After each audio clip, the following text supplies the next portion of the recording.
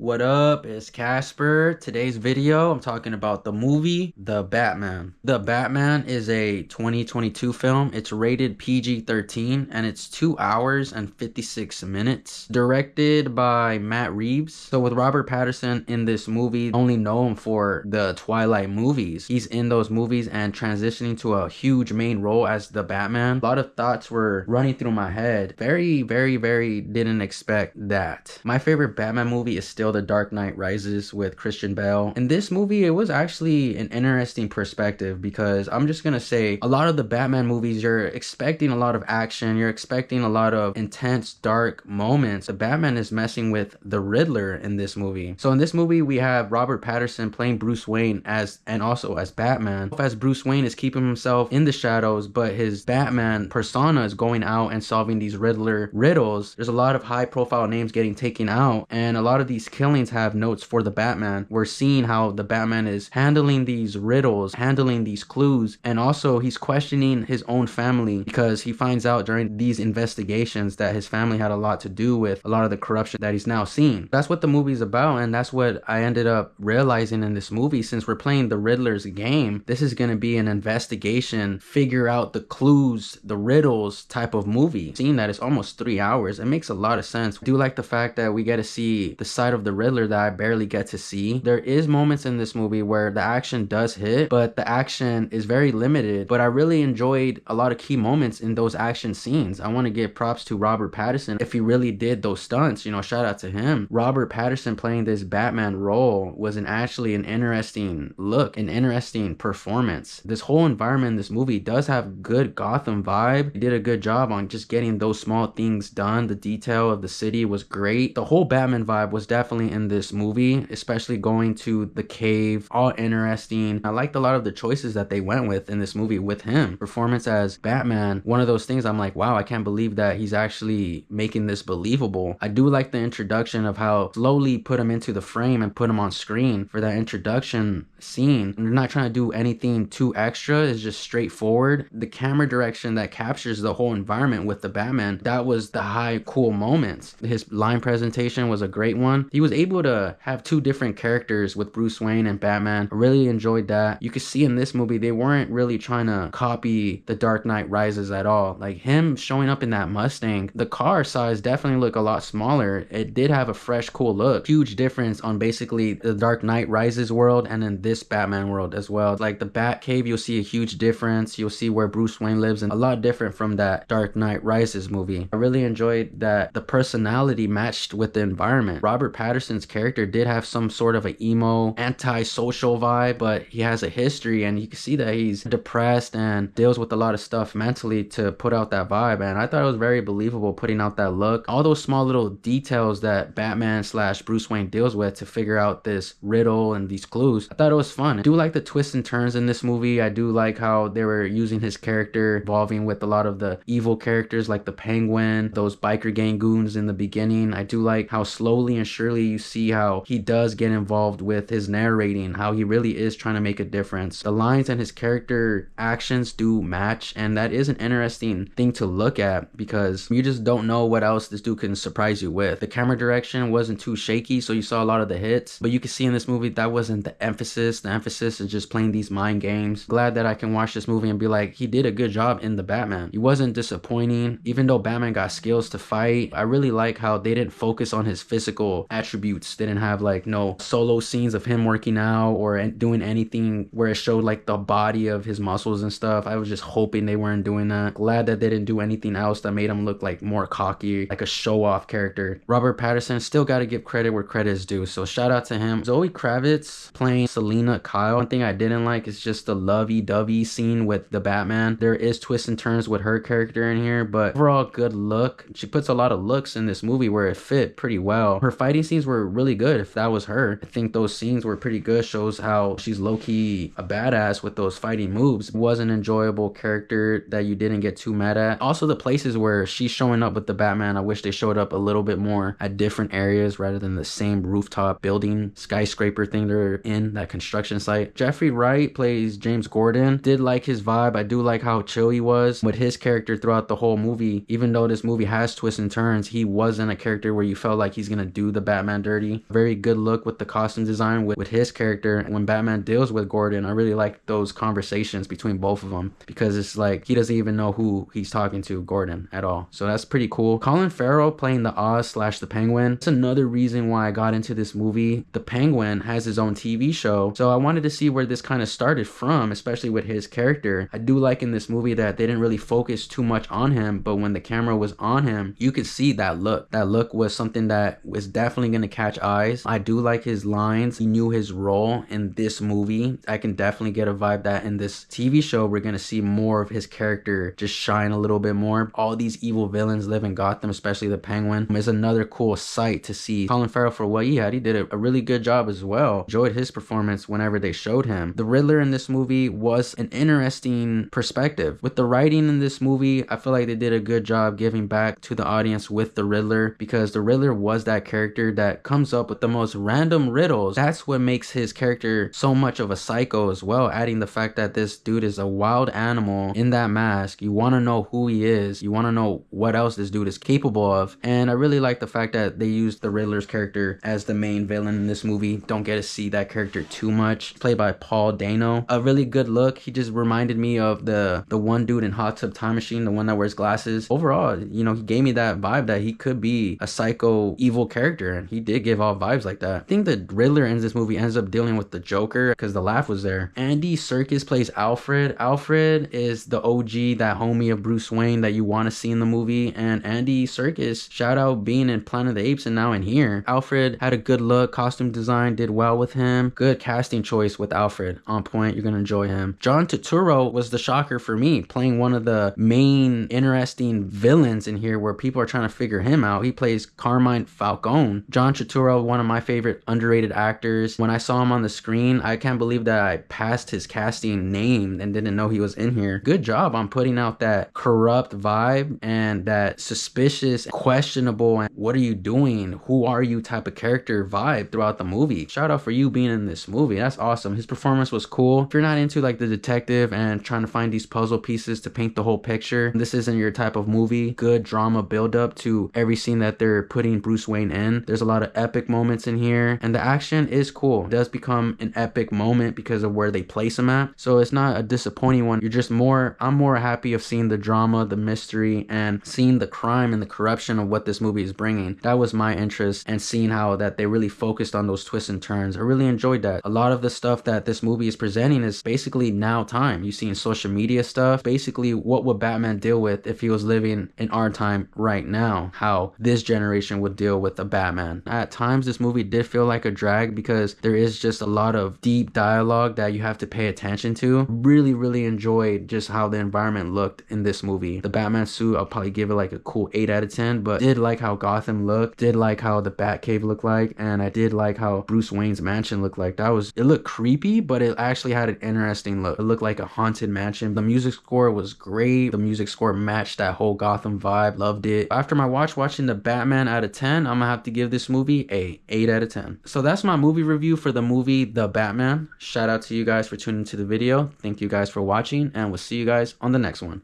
Peace, y'all.